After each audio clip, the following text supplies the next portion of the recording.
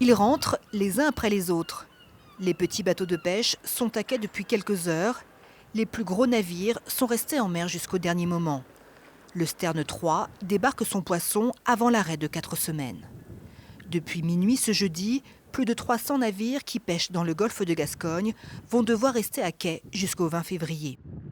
Des bateaux de plus de 8 mètres équipés de filets ou de chaluts pélagiques, technique à risque pour les dauphins. Une cinquantaine de bateaux vont être immobilisés au Sable d'Olonne. On va avoir 40% de la flotte qui va rester le long du quai, avec interdiction de bouger, quoi. Petite amélioration quand même par rapport aux autres années. On autorise les navires à faire leur entretien, on va dire, annuel. Mais que les gars ne viennent surtout pas à bord. Il ne faut pas que les bateaux bougent. Ce bateau va rester au port des Sables d'Olonne pendant le mois de fermeture. L'équipage de ce filayeur lorientais de 22 mètres oscille entre incompréhension et résignation. On nous arrête en pleine période de sol, alors que c'est là que nous, on fait la majorité de notre salaire de l'année. Il faut savoir que, par exemple, sur le dernier mois, on n'a pas pêché un seul dauphin. Donc je comprends, moi, qu'il faut défendre les dauphins. Et je suis pour, j'ai des enfants, il faut préserver notre planète et nos ressources pour nos gamins plus tard. Ça, c'est clair et net. Mais à côté de ça, il faut un juste milieu. Et je pense que le juste milieu, on ne l'a pas au jour d'aujourd'hui. Le bateau dispose de balises acoustiques sous sa coque et sur ses filets pour repousser les cétacés. Il est équipé de caméras de surveillance obligatoires depuis le 31 octobre dernier. Ces dispositifs et le mois sans pêche auraient permis d'éviter 60% de captures accidentelles de dauphins. Mais 2 ONG environnementales veulent aller plus loin et réclament 3 mois de fermeture l'hiver et 1 mois l'été. Là, ça sera sans défraiement, bien évidemment. Ou alors, dans ces cas-là, l'Europe est blindée, quoi. Là, ce coup-là, ça serait la fin carrément de tout un système. L'an dernier, le mois de fermeture aura coûté 35 millions d'euros à la profession, compensés par l'État à hauteur de 80%. Des indemnisations qui ne concernent pas l'ensemble de la filière. À la criée de la Turballe, en Loire-Atlantique, on se prépare à de nouvelles perturbations. On va assister, comme chaque année, parce que c'est toujours une période qu'on appréhende, à une déstabilisation du marché. Il y a un impact certain, puisque là où vous aurez 10 kg de merlu à vous partager entre 5 acheteurs, et ben demain, ce ne sera pas 5, ce sera 10, 15 acheteurs, et forcément qui vont chercher à renchérir pour s'approvisionner et aller fournir leurs clients. Des criées moins approvisionnés, des volumes de poissons à la baisse pendant 4 semaines, les mareyeurs s'attendent à des répercussions économiques. Dans le sud, sur Royan, ils sont très impactés, ils ont beaucoup de filayeurs, donc eux, ils vont forcément venir acheter chez nous. Selon le nombre d'acheteurs par jour, ça peut beaucoup grimper. Lancée en 2024 pour durer 3 ans, la fermeture du golfe de Gascogne sera-t-elle la dernière cet hiver ou bien sera-t-elle reconduite? C'est toute une filière qui s'interroge. Et nous allons poursuivre sur ce sujet en parlant donc de cette fermeture du golfe de Gascogne qui se fait dans le cadre du projet Delmoge pour Delphinus Dauphin Mouvement Gestion. Un projet piloté par plusieurs universités et par l'IFREMER, l'Institut français de recherche sur les océans, dont vous faites partie, Clara Ulrich. Bonsoir. Bonsoir. Vous en êtes même très précisément la coordinatrice des expertises halieutiques et vous avez donc l'œil bien sûr sur cette étude. En 2 ans, on l'a entendu dans le reportage, elle a montré l'efficacité de la suspension de pêche sur la mortalité des dauphins.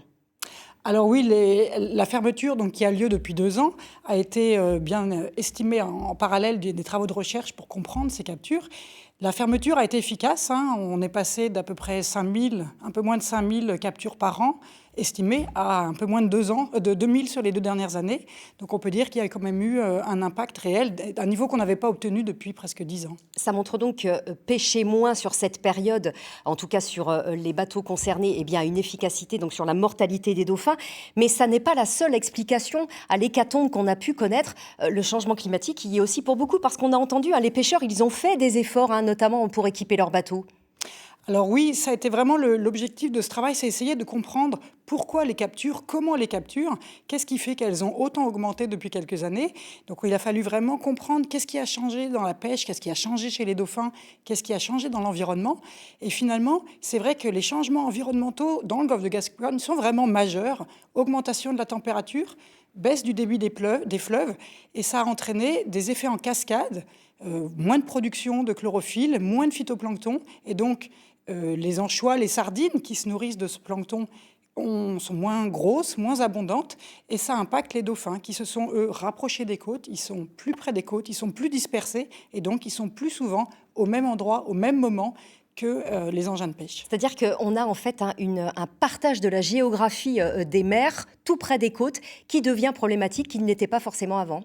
Voilà, ça s'est vraiment amplifié ces dernières années. On voit bien qu'avant, les dauphins, ils étaient présents dans le Golfe, ils ont toujours été présents dans le Golfe, mais ils étaient souvent des gros groupes assez bien localisés. Aujourd'hui, c'est des petits groupes avec beaucoup moins d'individus, beaucoup plus dispersés, et puis plus aléatoires, et donc ils sont beaucoup plus souvent au même endroit que les filets de pêche. Alors ça montre donc que malgré tout, pour l'instant, la solution qu'on a trouvée, eh bien, c'est la suspension de la pêche pendant 1 mois. C'est donc la 3e année, je le répète.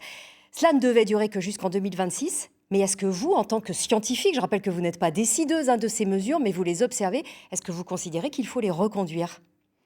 Alors aujourd'hui, personne n'a la réponse à cette question. Bien entendu, on est tous à la croisée des chemins à se poser ces questions.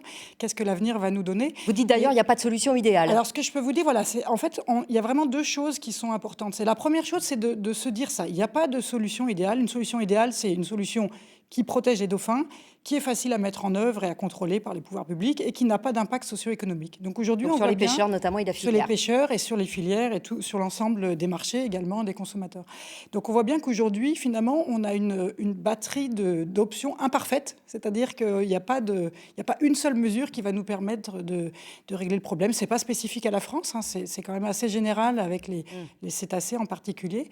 Donc voilà. Donc maintenant, aujourd'hui, la discussion, c'est vraiment de se dire comment on peut faire avec cette batterie d'options qui sont chacune un peu Mais on n'a pas de imparfaites. réponse en fait. Voilà. C'est-à-dire qu'au bout de 3 ans, on n'a toujours pas de réponse et on entend ces associations qui veulent aller encore plus loin et qui posent beaucoup de problèmes aux pêcheurs en amont. Oui, mais alors on a quand même des réponses parce que c'est vraiment là où finalement tout le travail qui a été fait depuis 2 ans et qui continue en 2026, c'est vraiment cette augmentation de la compréhension de pourquoi les capture, comment on les capture. Et on a parlé des caméras, c'est une source d'information vraiment nouvelle, majeure. Et que vous continuez à Voilà. exploiter, Donc, bien l'idée, sûr. ce sera plus peut-être de fermer mieux plutôt que de fermer plus. Mais en tout cas, cela ne répond pas à toutes les attentes et toutes les inquiétudes, on l'entend, des pêcheurs qui sont donc à quai pour un certain nombre d'entre eux, 300 au total en France depuis la nuit dernière. Merci beaucoup Clara Ulrich d'être venue nous parler. Je rappelle que vous faites partie de l'IFREMER.